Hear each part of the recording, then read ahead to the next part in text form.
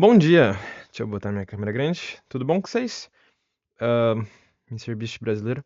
Seguinte, meu nome é Celso, sou estudante de filosofia e hoje eu vou estar fazendo um audiobook para vocês do livro 11 de Confissões de Santo Agostinho.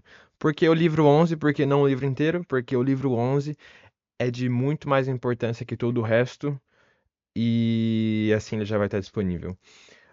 Antes de começar a ler o livro 11, eu pedi para o ChatGPT fazer uma introdução pequenininha, para vocês terem uma ideia do que vai ser. Vou tentar fazer uma leitura fluida, sem parar para procurar definições ou explicações, ou mesmo eu explicar. É para você usar como audiobook mesmo, não como uma aula ou como a minha reflexão. Durante a leitura, eu vou destacar partes que eu gosto, acho interessante. Não vou explicar o motivo, mas enquanto eu estou lendo, eu vou marcar algumas partes. Então, vamos lá.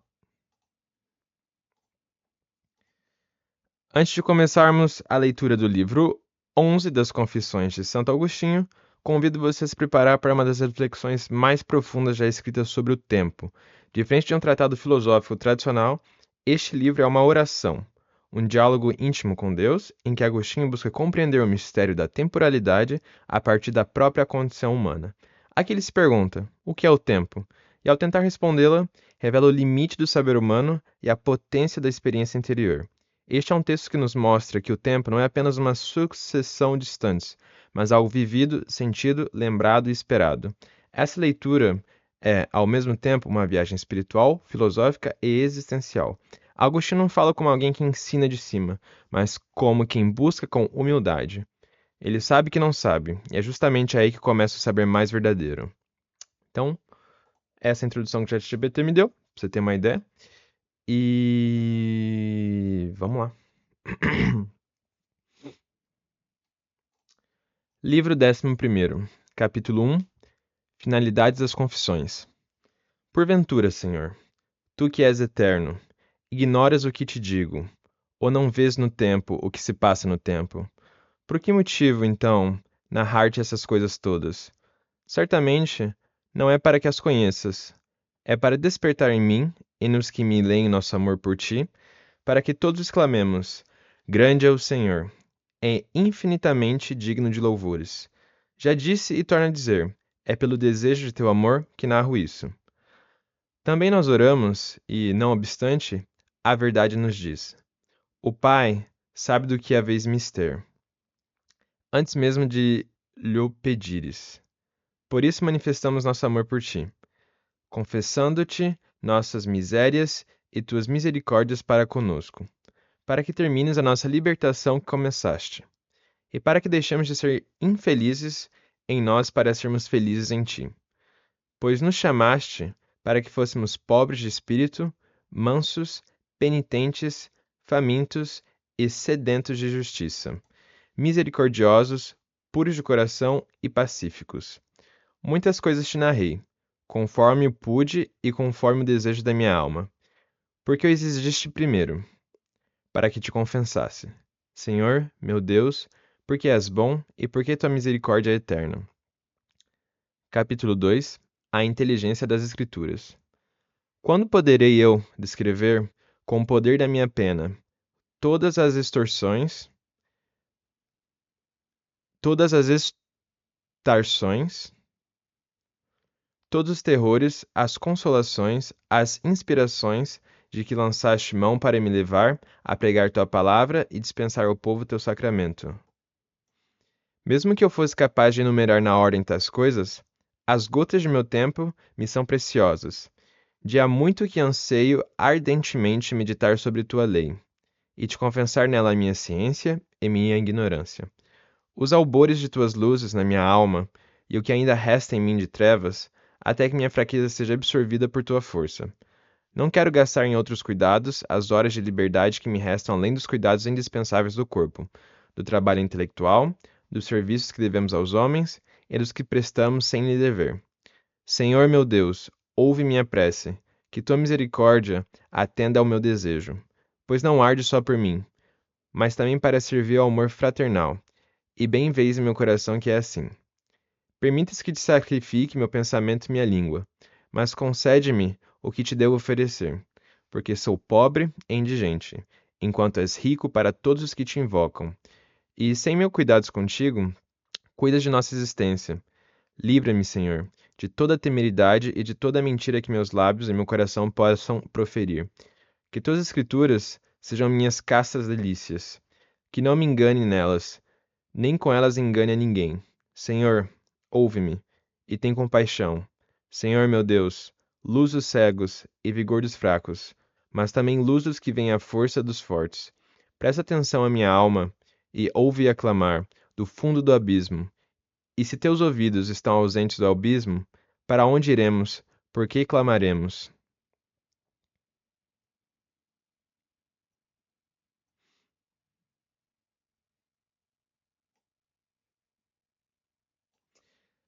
Teu é o dia e tua é a noite.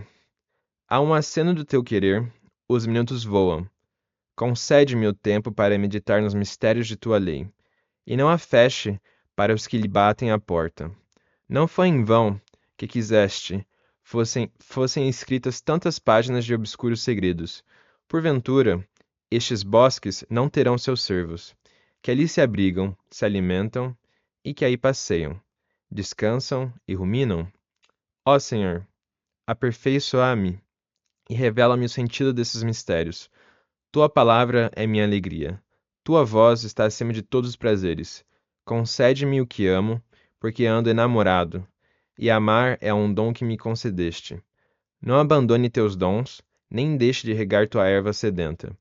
Te exaltarei por tudo o que descobrir em teus livros, que eu ouça a voz de teus louvores. Faz que eu me inebrei de ti, e que eu contemple as maravilhas de tua lei. Desde o começo dos tempos, quando fizeste o céu, a terra, até que partilharemos do reino do perpétuo de tua cidade santa. Senhor, tem piedade de mim, ouve meu desejo. Julgo que não desejo nada da terra, nem ouro, nem prata, nem pedras preciosas, nem belas roupas, nem honrarias, nem prazeres carnais, nem de coisas necessárias ao corpo de nossa peregrinação desta vida. Tudo, aliás, nos é dado por acréscimo quando procuramos teu reino e tua justiça. Vê, meu Deus, de onde nasce meu desejo. Os ímpios contaram-me suas alegrias, mas esses prazeres não são como os proporcionados por tua lei. É ela que inspira meu desejo. Olha, ó Pai, olha e vê e aprova. Queira tua misericórdia que eu encontre graça diante de ti, e que os arcanos secretos de tuas palavras se abram a meu espírito, que bate às suas portas. Isso eu te suplico por nosso Senhor, Jesus Cristo, teu Filho, aquele que está sentado à tua direita, o Filho do homem, a quem estabeleceste como medidor entre nós e ti. Por ele nos procuraste quando não te procurávamos, e nos procuraste para que te buscássemos. Em nome do teu Verbo, por quem criaste todas as coisas, e a mim, entre outras, de teu Filho unigênito, por quem chamaste à adoção o povo dos crentes, no qual também estou. Eu te conjuro por aquele que está sentado à tua direita, e quem intercede por nós, no qual estão ocultos todos os tesouros da sabedoria e do conhecimento, que procura em teus livros. Moisés escreveu a respeito. Isto diz ele, isto diz a verdade. Capítulo 3. O que disse Moisés? Concede-me, Senhor, que eu ouça e compreenda como no princípio criaste o céu e a terra. Moisés assim o escreveu. Escreveu e partiu deste mundo, para onde lhe falaste, para junto de ti, e já não está presente para nós. Se estivesse aqui, detê-lo-ia, e dele indagaria, em teu nome, o sentido de tais palavras, e absorveria com atenção as palavras que brotassem de sua boca. Se me falasse em hebraico, em vão sua voz bateria em meus ouvidos, e nenhuma ideia chegaria à minha mente. Mas se me falasse em latim, eu compreenderia suas palavras. Mas como saberia eu se ele dizia a verdade? E, posto que o soubesse, sabê-lo-ia por seu intermédio? Não, mas seria dentro de mim, no íntimo recesso do pensamento que é verdade, que nem é hebraica, nem grega, nem latina, nem bárbara, sem auxílio de lábios ou de língua, sem ruído de sílabas, me diria: ele fala a verdade. E eu, imediatamente, com certeza da fé, diria àquele teu servo: tu dizes a verdade. Mas, como não posso consultar Moisés, é a ti, ó verdade, cuja plenitude ele possuía quando anunciou tais palavras. É a ti, meu Deus, que dirijo minha súplica. Perdoa meus pecados. Concedeste que um tem servo dissesse essas coisas.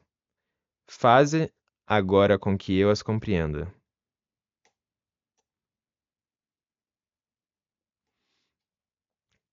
Capítulo 4. O céu e a terra. Existem, pois, o céu e a terra, e clamam que foram criados, mediante de suas transformações e mudanças. Mas o que não foi criado em sua forma definitiva, e todavia existe, nada pode conter que antes já não existisse, em sua forma potencial. E nisso consiste a mudança e a variação. Proclamam também os seres que não foram criados por si mesmos. Existimos porque fomos criados, não existíamos antes, de modo que pudéssemos criar nós mesmos. E essa voz é a voz da própria evidência. És tu, Senhor, quem os criaste. E porque és belo, eles são belos. Porque és bom, eles são bons. Porque existes, eles existem. Mas tuas obras não são belas, não são boas, não existem de modo perfeito como tu, seu Criador. Comparados contigo, os seres nem são bons, nem belos, nem existem. Isso sabemos. É por isso te rendemos graças. Mas nosso saber, comparado com tua ciência, é ignorância. Capítulo 5. A palavra e a criação. De que modo criaste o céu e a terra? E de que instrumento te serviste para levar a cabo tão grandiosa obra? Pois não procedestes como um artesão, que forma um corpo de outro, conforme a concepção de seu espírito, que tem o poder de exteriorizar a forma que vem em si mesmo com o olhar do espírito. De onde lhe vem esse poder do espírito senão de ti, que o criaste? E essa forma ele a impõe a uma matéria que pré-existia, apta para ser transformada, como a terra, a pedra, a madeira, o outro e tantas outras substâncias. Mas de onde proviriam essas coisas se não estivesse criado? Criaste o corpo do artista, a alma que governa seus membros, a matéria que ele plasma, a inspiração que concebe e vê interiormente o que executará exteriormente. Deste-lhe os órgãos dos sentidos, intérpretes pelos quais materializa as intenções da sua alma. Informa o espírito do que fizeram, para que este consulte a verdade, o juiz interior, para saber se a obra é boa. Tudo isso te louva como Criador de todas as coisas. Mas como os fizeste? Como criaste, meu Deus, o céu e a terra? Por certo não criaste o céu e a terra no céu e na terra, nem tampouco os criaste no ar, nem sob as águas que pertencem ao céu e à terra. Não criaste o universo no universo, porque não havia espaço onde pudesse existir.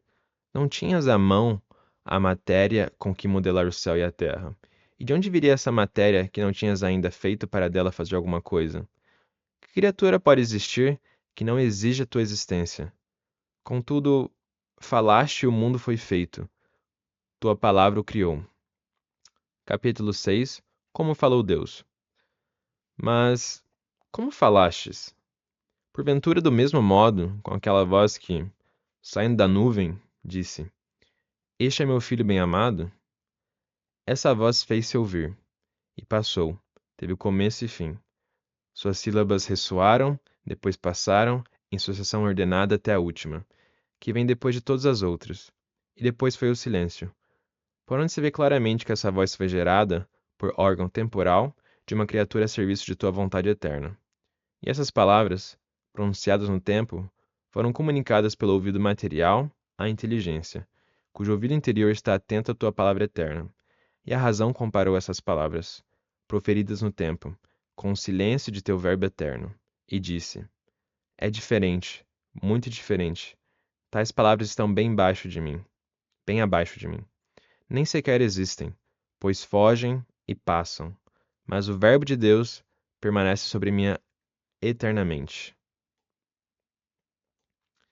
Se foi, portanto, com essas palavras sonoras e passageiras que ordenaste, que se façam o céu e a terra.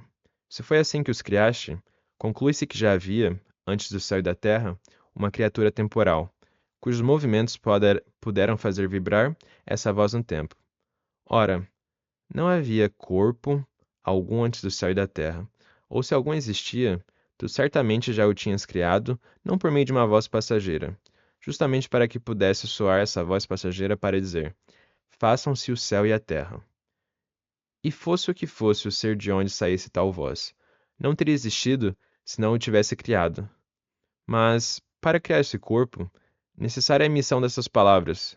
De que palavra e serviste? Capítulo 7. A palavra coeterna.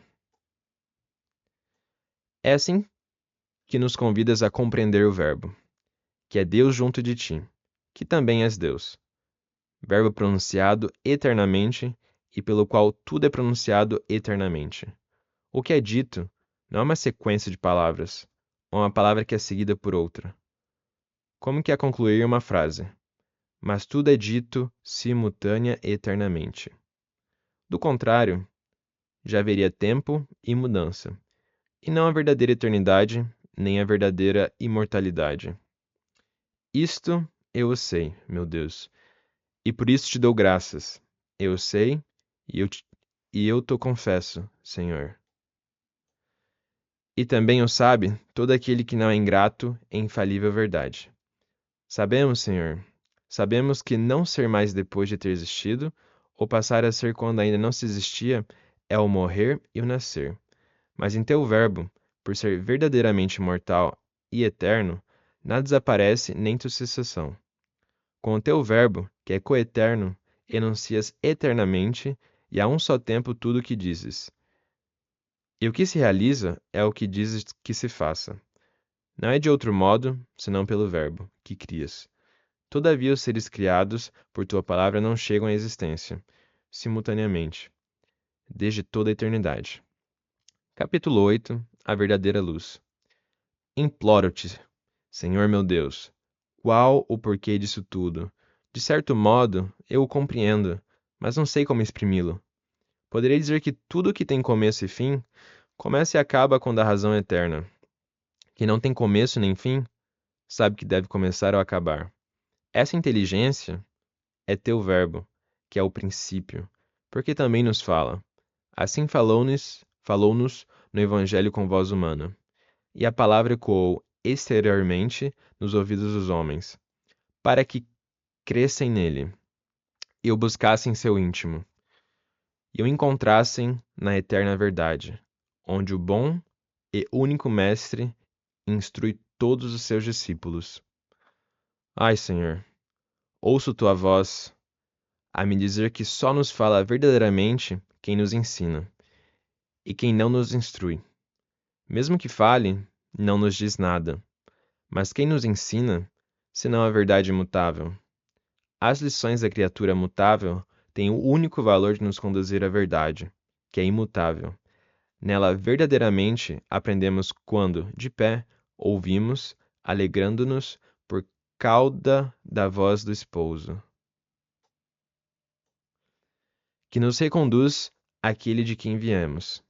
Por isso, ele é o princípio, pois se ele não permanecesse, não teríamos para onde voltar de nossos erros. Quando voltamos de um erro, temos plena consciência dessa volta, e é para que tomemos consciência de nossos erros que ele nos instrui, porque ele é o princípio e sua palavra é para nós. Capítulo 9. A voz do Verbo.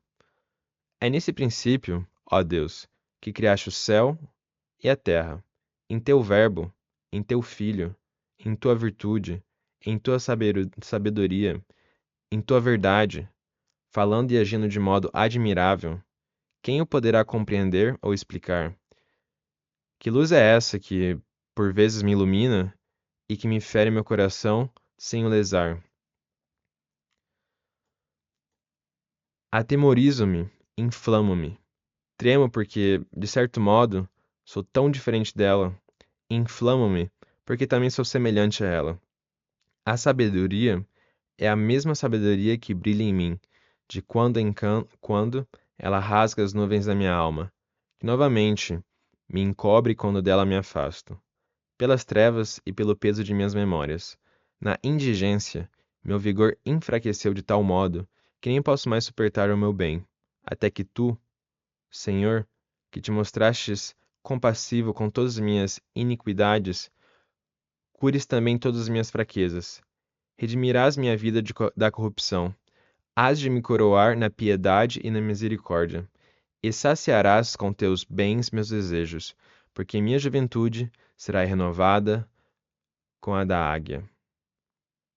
Pela esperança fomos salvos, e aguardamos com paciência o cumprimento de tuas promessas. Ouça, pois, tua voz em seu interior, quem puder, e eu quero clamar, cheio de fé em teu oráculo. Como são magníficas as tuas obras, Senhor, que tudo criaste em tua sabedoria. Ela é o princípio, e nesse princípio criaste o céu e a terra. Capítulo 10. Que fazia Deus antes da criação?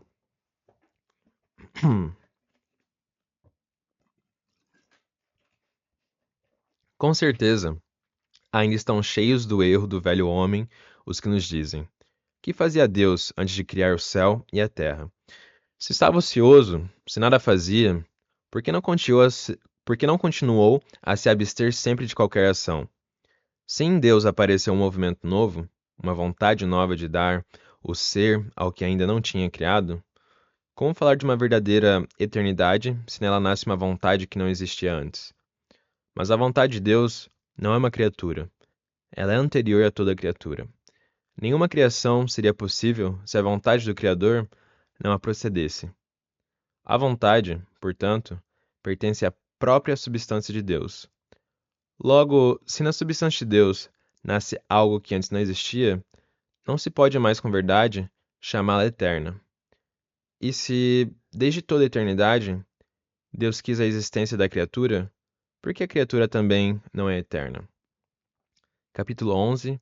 Tempo e eternidade. Os que assim falam não te compreendem ainda. Ó sabedoria de Deus, luz das inteligências, não compreendem ainda como é criado o que é criado por ti e em ti. Esforçam-se por saberear as coisas eternas, mas seu espírito voa ainda sobre as realidades passadas e futuras.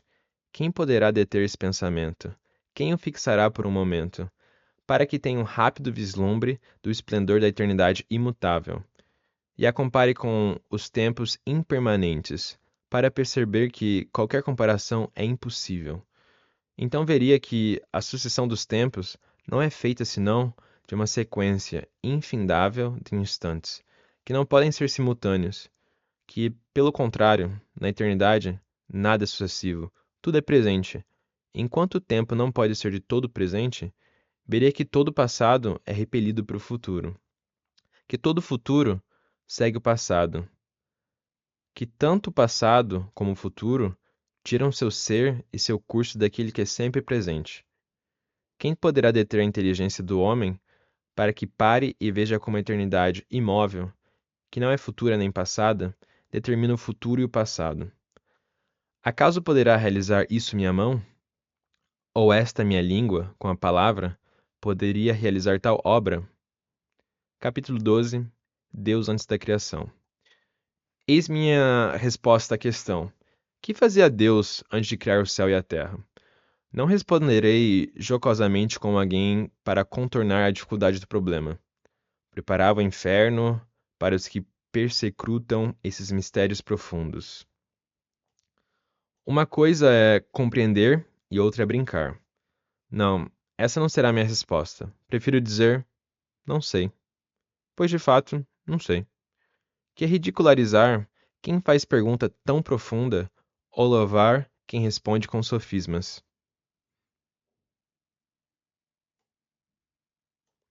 Mas eu digo que tu, meu Deus, és o Criador de toda criatura. E, se por céu e terra se entende toda criatura, não temo afirmar. Antes que Deus criasse o céu e a terra, nada fazia. De fato, se tivesse feito alguma coisa, o que poderia ser senão uma criatura? Oxalá eu soubesse tudo o que desejo saber. Como sei que nenhuma criatura foi criada antes da criação? Capítulo 13. O tempo antes da criação. Se algum espírito leviano, vagando por tempos imaginários anteriores à criação, se admirar que o Deus Todo-Poderoso, tu, que criaste e conservas todas as coisas, ó Autor do céu e da terra, tenha te mantido inativo até o dia da criação por séculos sem conta, que esse desperte e tome consciência do erra que gera sua admiração. Como, pois, poderiam transcorrer os séculos se tu, Criador, ainda não os tinha criado? E poderia o tempo fluir se não existisse?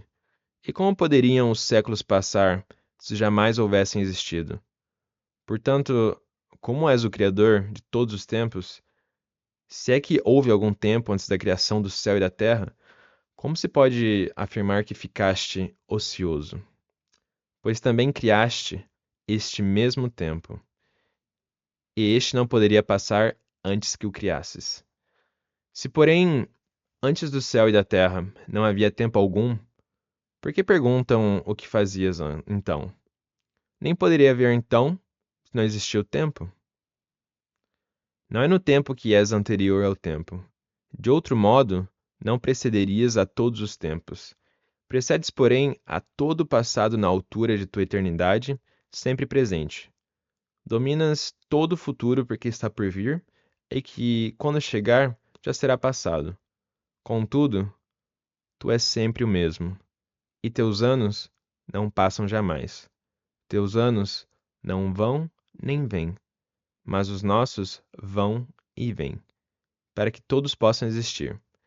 Teus anos existem simultaneamente, pois não fluem, não passam, não são expulsos pelos que vêm, porque não passam. Os nossos, ao contrário, só existirão todos quando não mais existirem. Teus anos são como um só dia, e teu dia não é uma repetição cotidiana, é um perpétuo hoje, porque teu hoje não cede o lugar ao amanhã e nem sucede ao ontem. Teu hoje é a eternidade. Por isso geraste um filho coeterno, a quem disseste: Hoje te gerei. Todos os tempos são obra tua, e tu existes antes de todos os tempos. É, pois, inconcebível que tenha existido tempo quando o tempo ainda não existia. Capítulo 14. Que é o tempo? Não houve, pois, tempo algum em que nada fizesses, pois fizeste o próprio tempo, e nenhum tempo pode ser coeterno contigo, pois és imutável.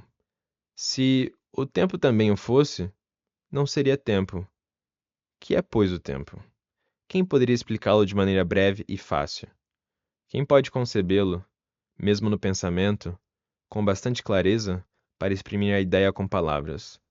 E, no entanto, haverá noção mais familiar e mais conhecida usada em nossas conversações.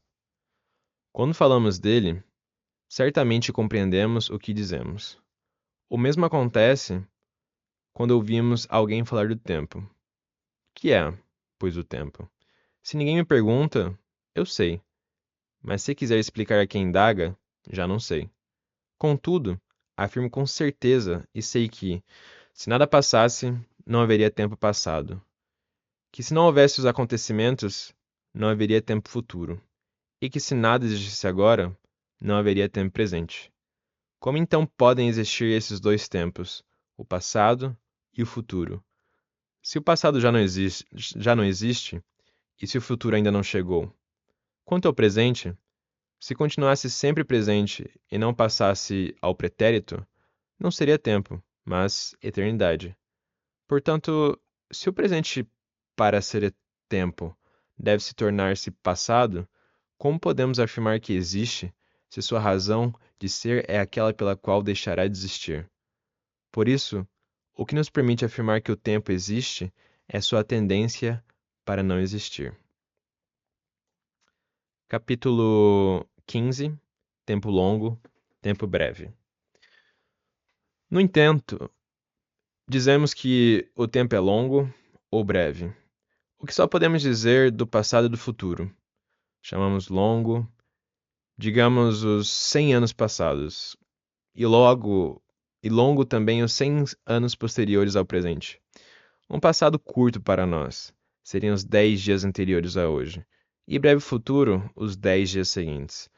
Mas como pode ser longo ou curto o que não existe?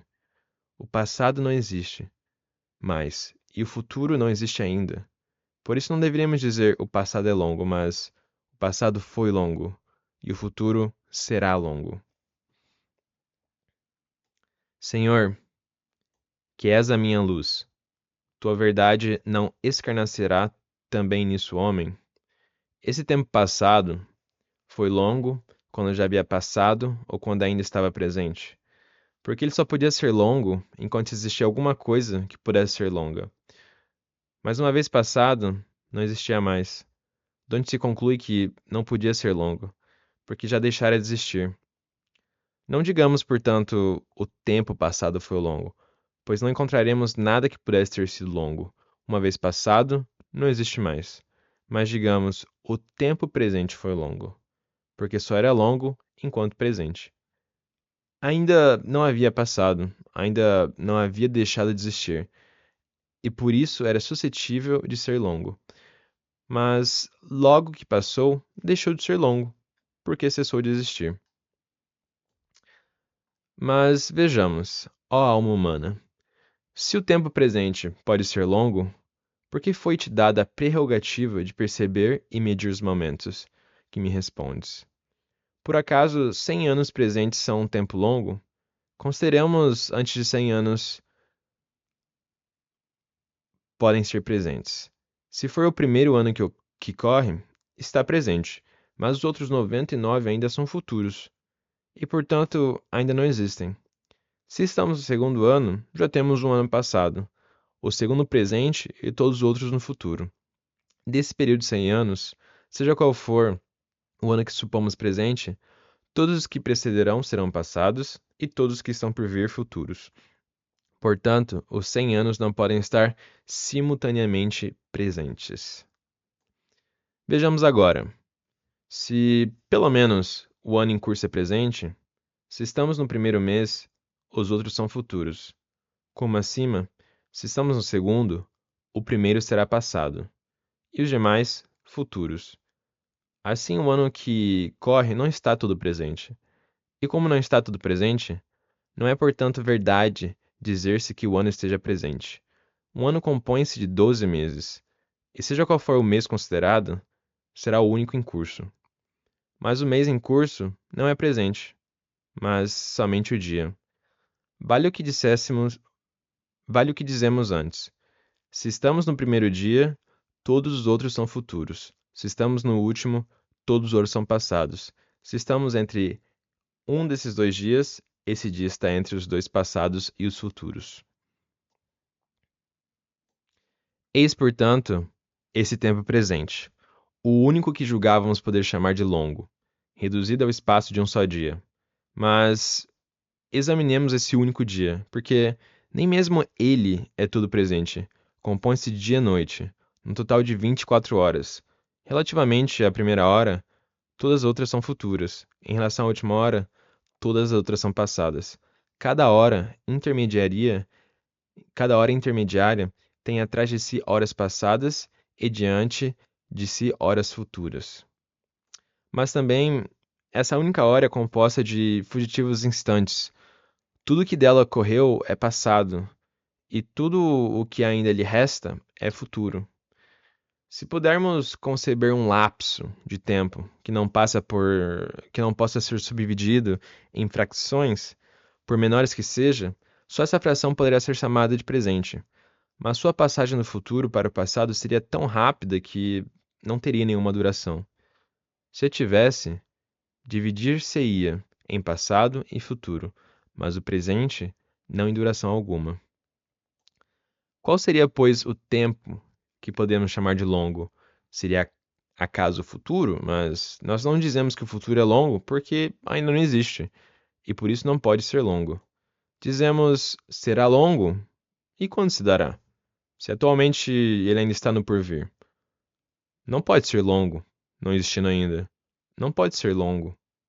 Mas somente poderá ser longo na hora em que emergir do futuro, que ainda não existe, em que começar a ser e a se tornar presente. De modo que possa ser longo, nesse caso o presente nos clama, pelo que acima dissemos que ele não pode ser longo.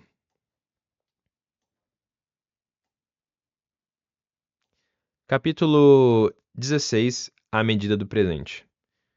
E, contudo, Senhor, percebemos os intervalos de tempos, os comparamos entre si, e dizemos que uns são mais longos e outros mais breves. Medimos também o quanto uma duração é maior ou menor que outra. Respondemos que esta é o dobro ou o triplo de outra, que aquela é simples, ou que ambas são iguais. Mas é o tempo que passa que medimos quando o percebemos passar. Quanto ao passado, que não existe mais, e o futuro, que não existe ainda, quem poderá medi-los? A menos que ouse afirmar que o nada pode ser medido. Quanto o tempo passa, pode ser percebido e medido. Porém, quando já decorreu, ninguém o pode mentir ou sentir, porque já não existe. Capítulo 17. O passado e o presente. Pai, apenas pergunto. Não estou afirmando, meu Deus. Ajude-me. Dirige-me. Quem ousaria afirmar que não existe três tempos? Como aprendemos na infância e como os ensinamos às crianças, o passado, o presente e o futuro. Será que só o presente existe? Porque os demais, o passado e o futuro, não existem? Ou será que eles também existem e então o presente provém de algum lugar oculto, quando de futuro se torna presente?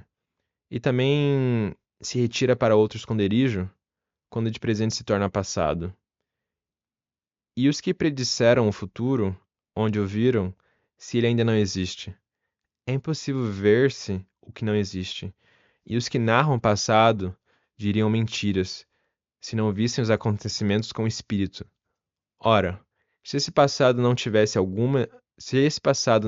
existência alguma, seria absolutamente impossível vê-lo. Por conseguinte, o futuro e o passado também existem.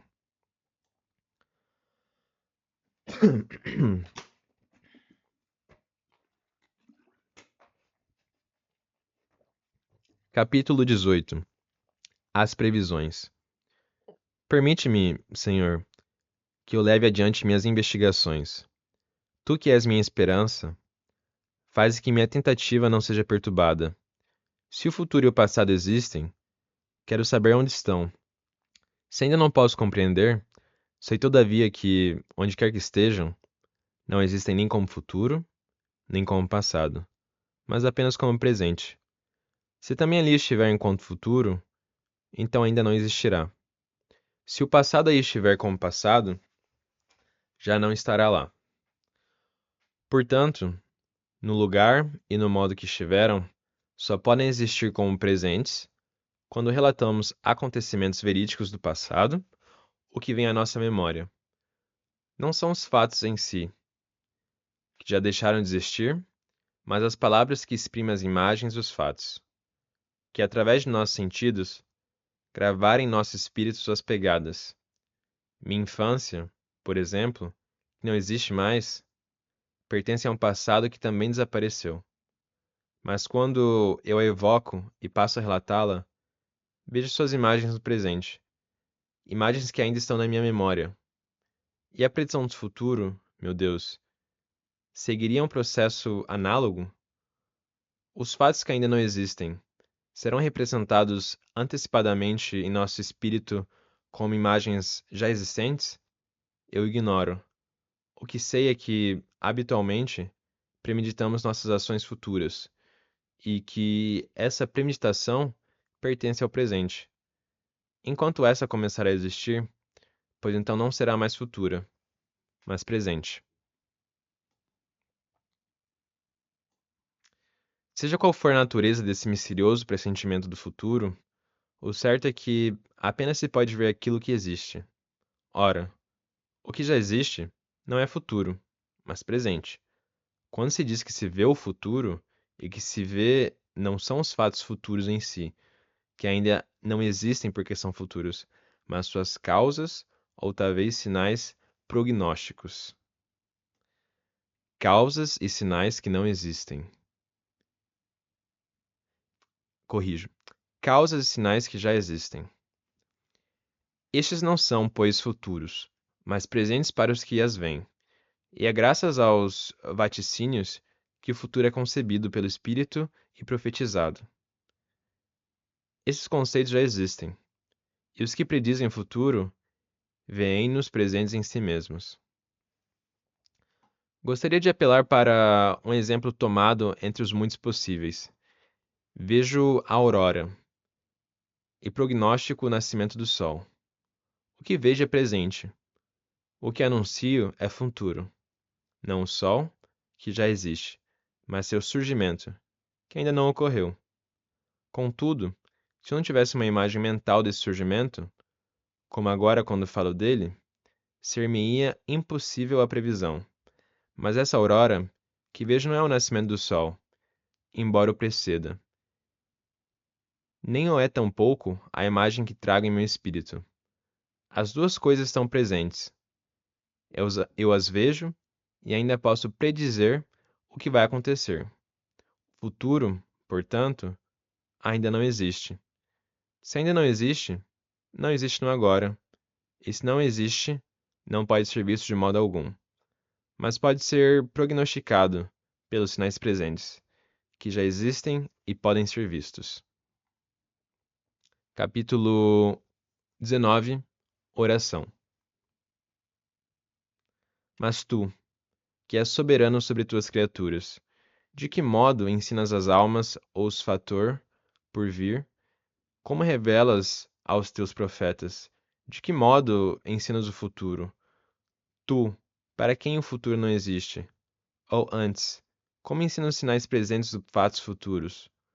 Pois o que ainda não existe não pode ser ensinado. O teu modo misterioso de agir está muito acima da minha inteligência. Sobrepuja minhas forças. Por mim mesmo eu não o poderia alcançar, mas podê-lo-ei por ti, quando me concederes, ó doce luz dos olhos da minha alma. Capítulo 20. Conclusão. O que agora parece claro e evidente para mim é que nem o futuro, nem o passado existem, e é impróprio dizer que há três tempos: passado, presente e futuro. Talvez fosse mais correto dizer: há três tempos: o presente do passado, o presente do presente e o presente do futuro. E esses três espécies de tempos existem em nossa mente, e não as vejo em outra parte. O presente do passado é a memória. O presente do presente é a percepção direta.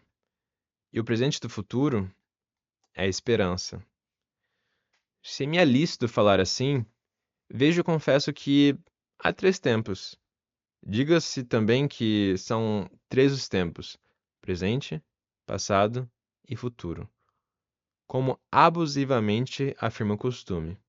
Não me importo, nem me oponho, nem critico o modo de falar, desde que fique bem entendido o que se diz, e que não se acredite que o futuro já existe e que o passado ainda existe. Uma linguagem que expresse com termos exatos é incomum. Com muita frequência falamos com impropriedade, mas estende-se o que queremos dizer.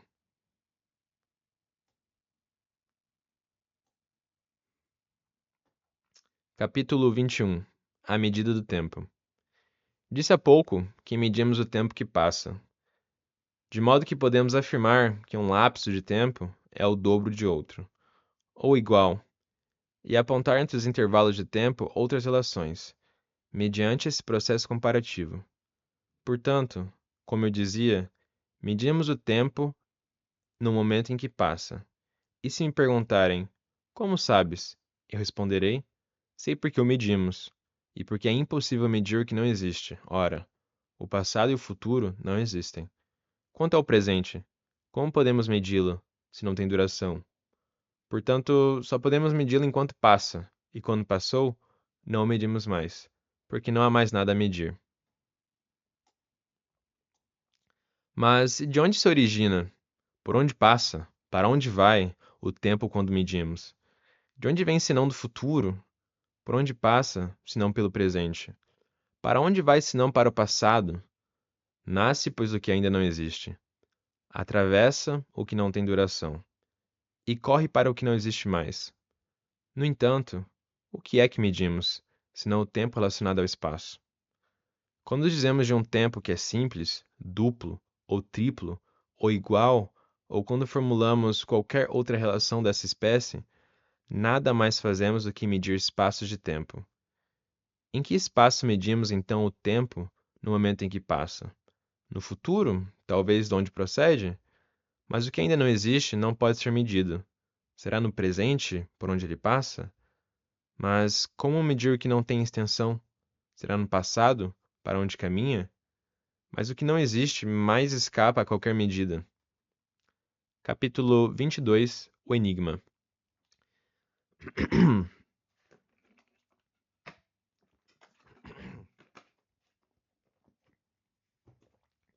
Minha alma se inflama no desejo de deslindar este enigma tão complicado. Senhor, meu Deus, meu bom Pai, eu te suplico por Cristo. Não queiras tolher a meu desejo a solução de tais problemas, tão familiares, mas tão obscuros.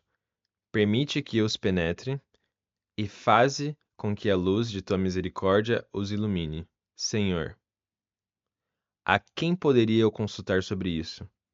A quem confessaria minha ignorância com mais proveito do que a ti?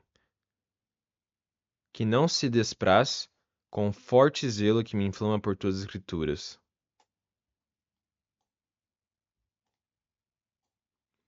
Concede-me o que amo, pois este amor é um dom teu. Dá-me, ó Pai, esta graça. Tu que sabes presentear com boas dádivas a teus filhos, concede-me essa luz, porque determinei conhecê-las, e meu esforço será rude até que me revele esses mistérios. Eu te suplico, por Cristo, em nome dos santos, que ninguém perturbe minha investigação.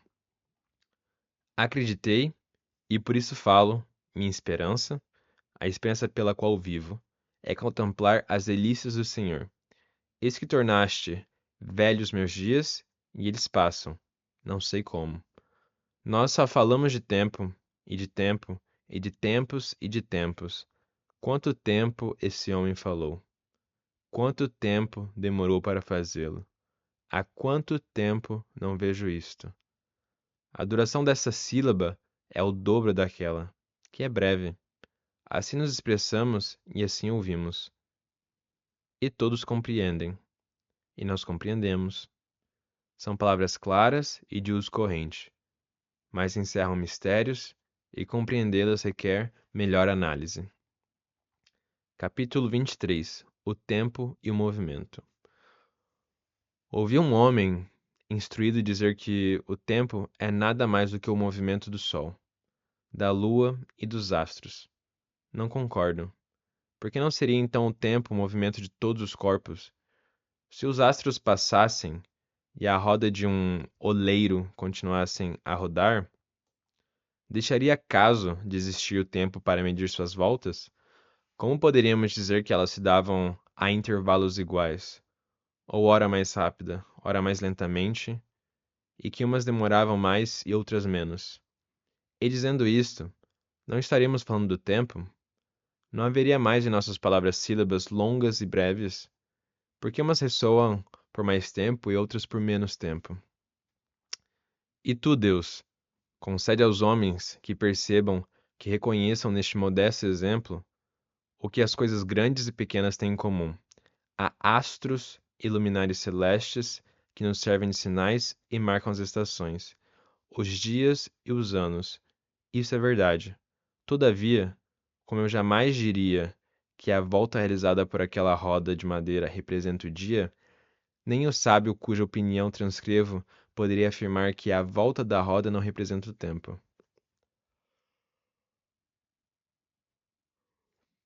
O meu desejo é conhecer a natureza e a essência do tempo, com que medimos os movimentos dos corpos, e nos autoriza a dizer, por exemplo, que um movimento dura 2 vezes mais que o outro. O que chamamos de dia não é apenas o tempo, todo o percurso de Oriente a Oriente, e que nos faz dizer: passaram-se tantos dias. Entendo por isso também as noites, que não são enumeradas separadamente. Portanto, já que o dia se completa pelo movimento do Sol e o círculo que ele cumpre a partir do Oriente, pergunto eu se o dia é o próprio movimento ou se o tempo que dura esses movimentos ou ambas as coisas. Na primeira hipótese, teremos um dia mesmo se o Sol fizesse o percurso no intervalo de 1 hora. Na hipótese da duração, não haveria dia se o Sol fizesse seu percurso no breve espaço de 1 hora. E o Sol deveria cumprir 24 vezes seu percurso para formar um dia. Diremos então que o movimento do Sol e a duração desse movimento é o que fazem o dia? Mas então, não se poderia chamar de dia se o Sol efetuasse seu percurso no lapso de 1 hora? Mais do que se, parando o Sol seu percurso, parasse o mesmo tempo que é necessário habitualmente ao Sol para completar sua revolução de uma manhã a outra? Portanto, não mais buscarei conhecer em que consiste o dia, mas em que consiste o tempo, que usamos para medir o percurso do Sol. Usando tal medida, diremos que o Sol gastará em seu giro a metade do tempo habitual. Se o tivesse completado em um lapso de 12 horas, e, comparando essas duas durações, diríamos que uma é o dobro da outra. Mesmo que o Sol demorasse umas vezes o tempo simples, outras o tempo duplo, para ir de Oriente para Oriente. Ninguém, portanto, me diga que o tempo é o movimento dos corpos celestes. Quando a oração de homem faz parar o Sol para concluir vitoriosamente a batalha, o Sol estava imóvel, mas o tempo caminhava, e a batalha terminou no espaço de tempo que lhe era necessário. Veja, pois que o tempo é uma espécie de extensão, mas eu o vejo ou apenas tenho a impressão de vê-lo. Só tu mo demonstrarás, ó luz, ó verdade.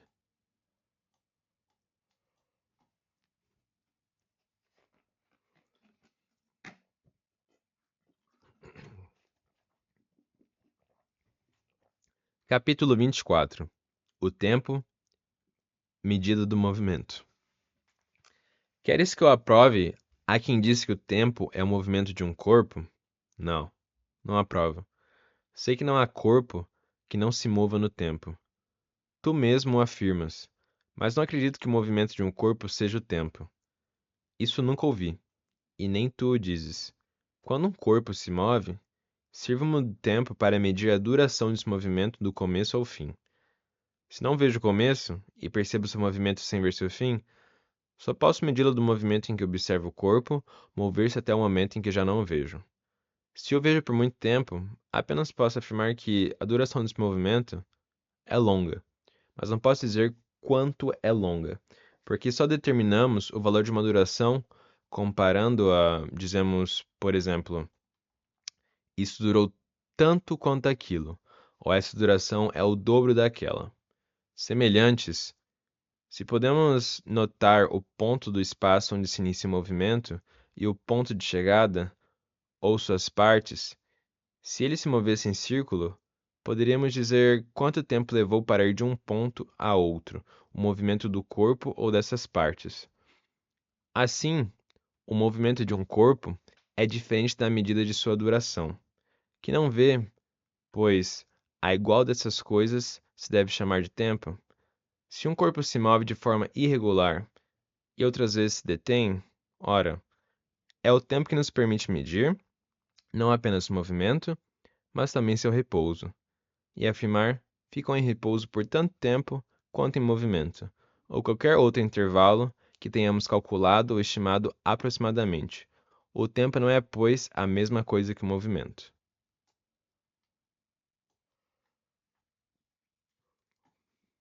Capítulo 25. Prece.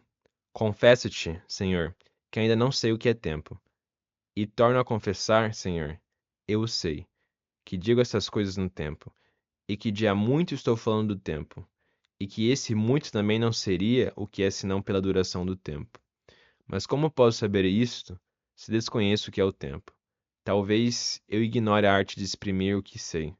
Ai de mim, que não sei nem mesmo o que ignoro. Eis-me diante de ti, meu Deus.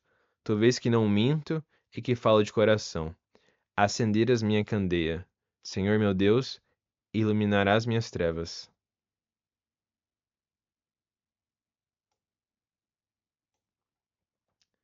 Capítulo 26. O tempo de extensão da alma. Acaso minha alma não foi sincera, confessando-te que posso medir o tempo? De fato, meu Deus, eu o meço, e não sei o que meço. Meço o movimento dos corpos com auxílio do tempo, e não poderei medir o tempo do mesmo modo. E poderia eu medir o movimento de um corpo, sua duração, o tempo que gasta para ir de um lugar ao outro, sem medir o tempo em que se move? Mas o tempo em si, com que poderei medir? É com um tempo mais curto que medimos um mais longo. Como medimos uma viga com um côvado? Do mesmo modo, medimos a duração de uma sílaba longa, com a duração de uma sílaba breve, dizendo que uma é o dobro da outra. Do mesmo modo, medimos a extensão de um poema pelo número de versos, a extensão dos versos pelo número de pés, a extensão dos pés pelo número de sílabas, a duração das sílabas longas pela duração das breves. Não é pelas páginas dos livros que fazemos esse cálculo. O que seria medir o espaço e não o tempo? Conforme as palavras passam e as pronunciamos, dizemos: Eis um poema longo, porque se compõe de tantos versos, esses versos são longos, porque são formados de tantos pés, esses pés são longos, porque se estendem por tantas sílabas. Esta sílaba é longa, porque tem o dobro de uma breve. Todavia, corrijo, não conseguimos uma medida exata do tempo, pois acontecer que um verso mais curto, sendo pronunciado mais lentamente, se estenda por mais tempo que um verso mais longo, recitado depressa. O mesmo acontece com um poema, um pé ou sílaba.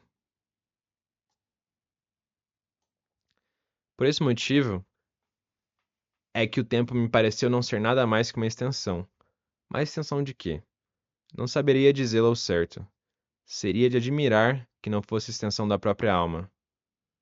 Portanto, dize-me, meu Deus, que é o que meço quando digo um tanto vagamente.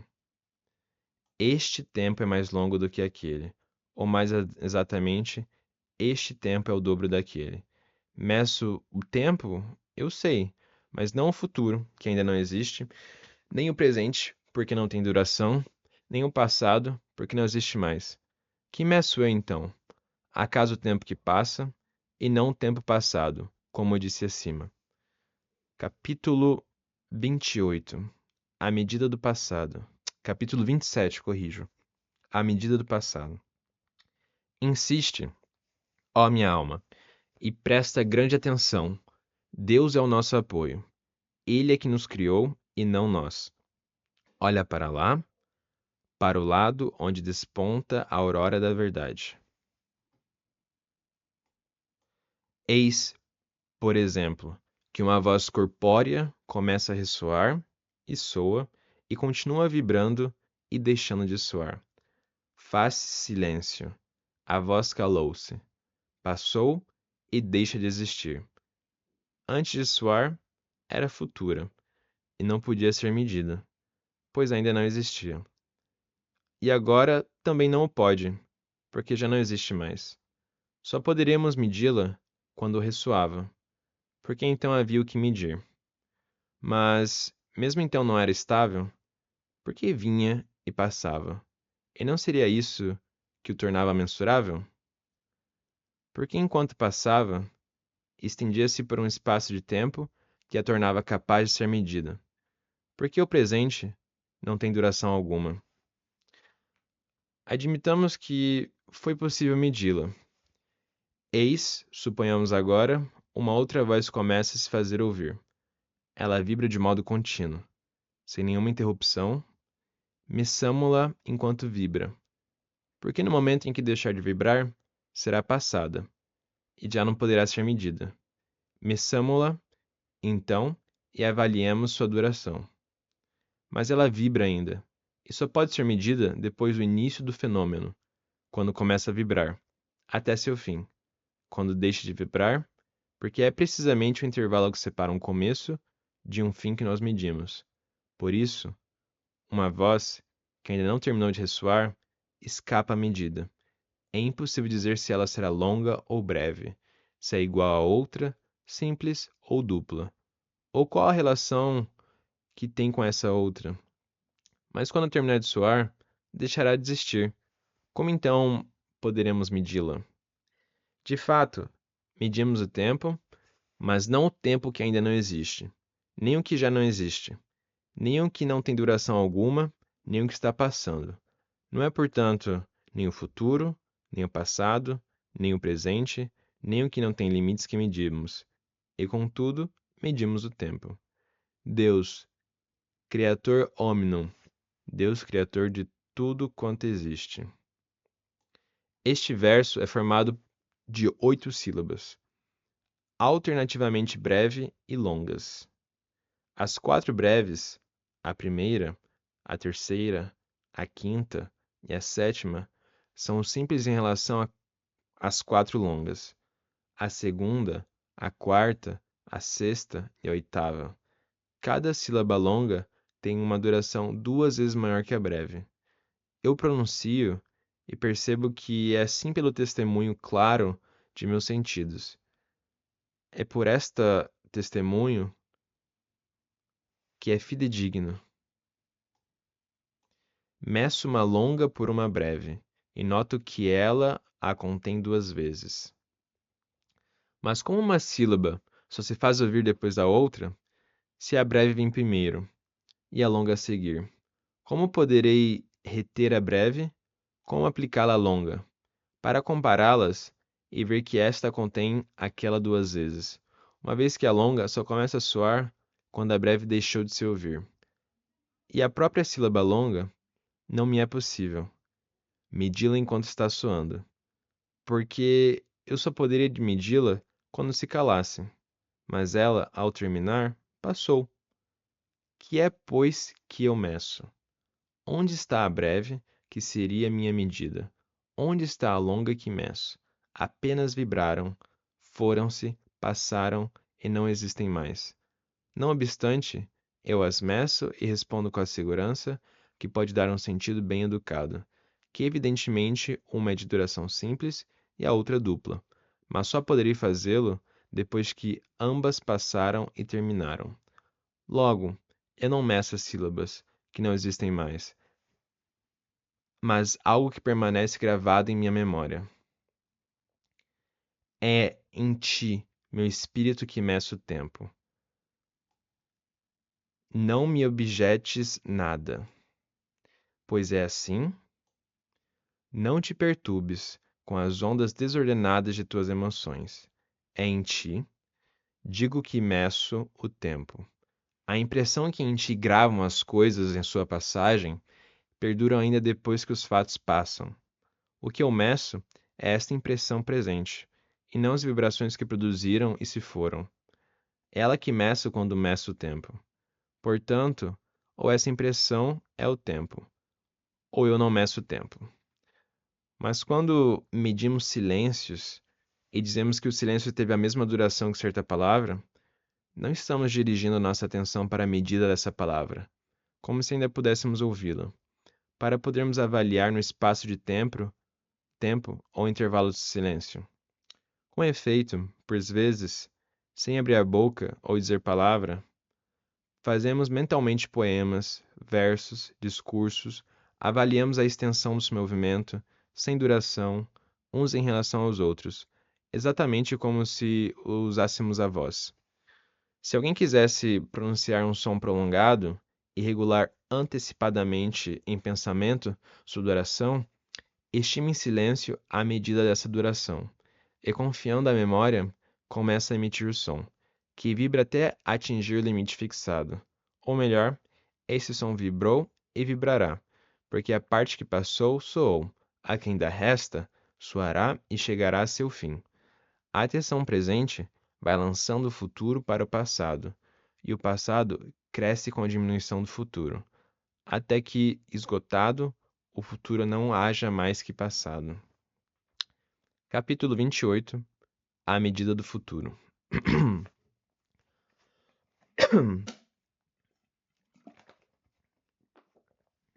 Mas o futuro, que ainda não existe, como pode diminuir ou consumir-se? E o passado, que já não existe, como pode aumentar, a não se por existirem no espírito? Autor dessas três transformações, a espera, a atenção e a lembrança, o objeto de sua espera passa pela atenção e se transforma em lembrança. De fato, quem ousará negar que o futuro ainda não existe? Todavia, a espera do futuro já está no espírito.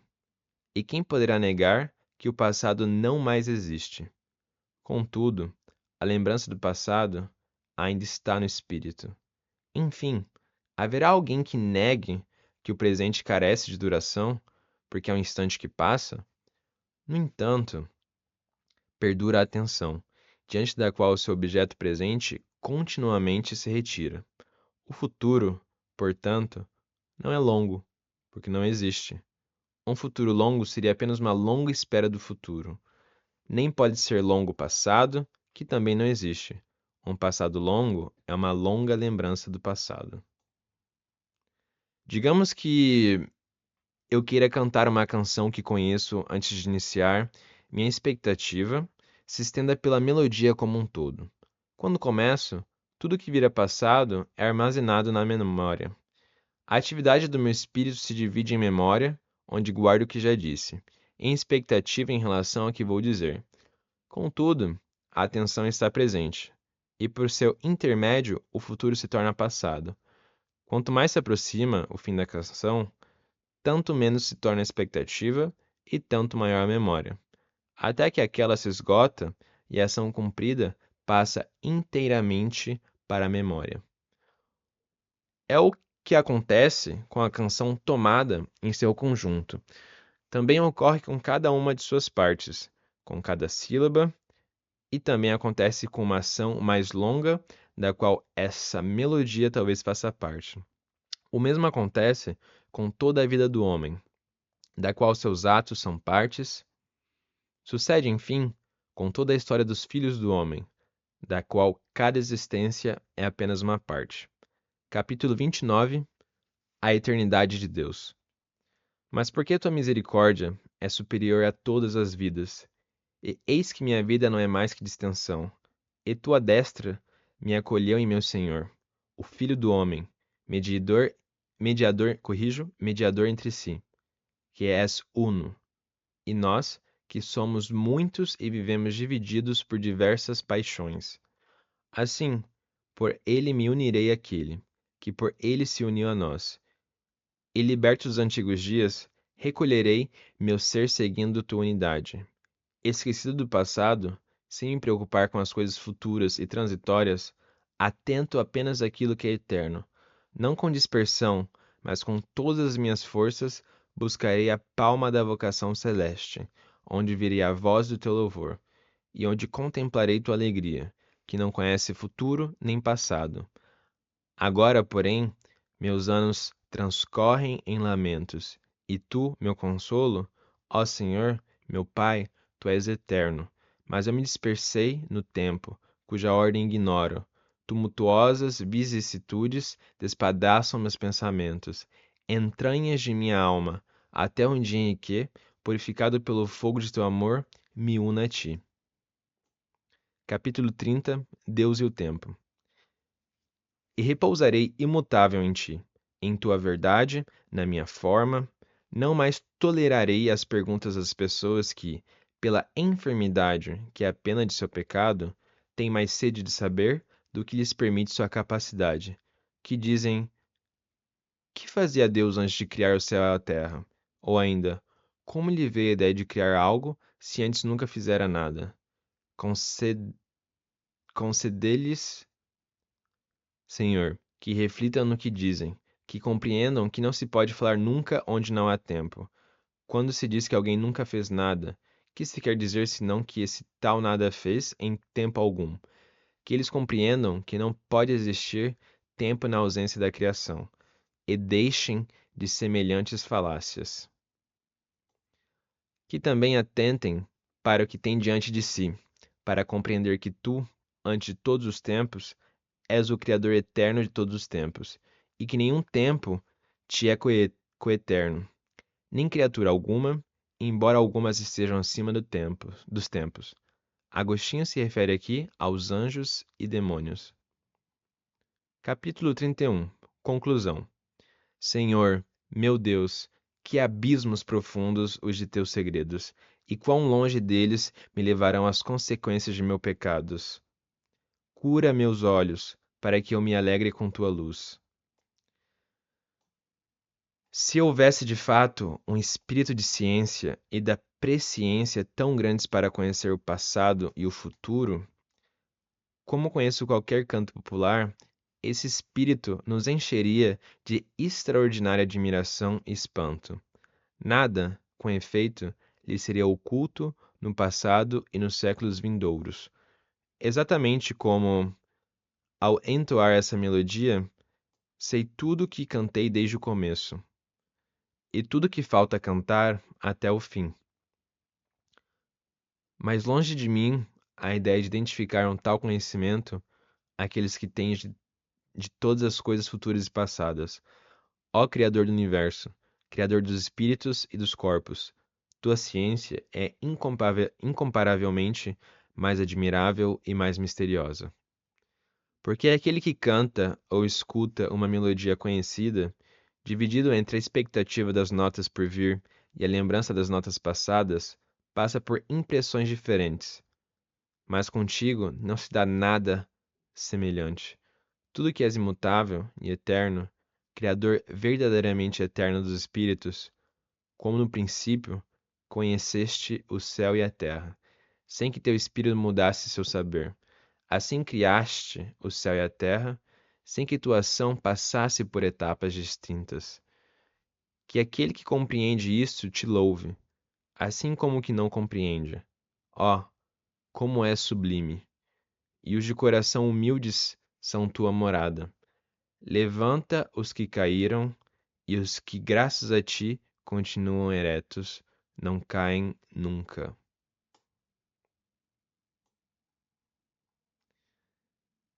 Perfeito. Ahn, Esse foi o 11º livro das Confissões de Santo Agostinho, escrito no quarto século mais ou menos. Espero que vocês tenham gostado. Ahn, Acho que vocês notaram que em alguns momentos do livro tinha algumas palavras como te, que estava como to, ou me, que estava como mo. Eu não sei se isso são erros de digitações, erros de conversão do arquivo, ou se realmente era para ser daquele jeito, ou erro de tradução. Não sei, acredito que sejam erros do arquivo em si. Mas não atrapalha o entendimento total, porque se não for to e mo, é te e me. Podem deixar no comentário aí qualquer reflexão que vocês tenham gostado, qualquer parte que marcou vocês, ahn, ou qualquer coisa que vocês queiram dizer, qualquer correção à pronúncia que eu tenha feito de maneira errada, ou em geral, deixa o like, compartilha, muito obrigado. Eu não deixei a capa do livro à mostra para evitar problemas de direitos autorais, mesmo que esse livro tenha escrito no século IV.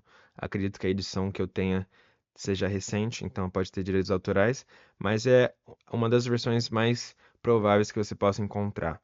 mas de qualquer maneira eu estou mostrando o texto aí, né?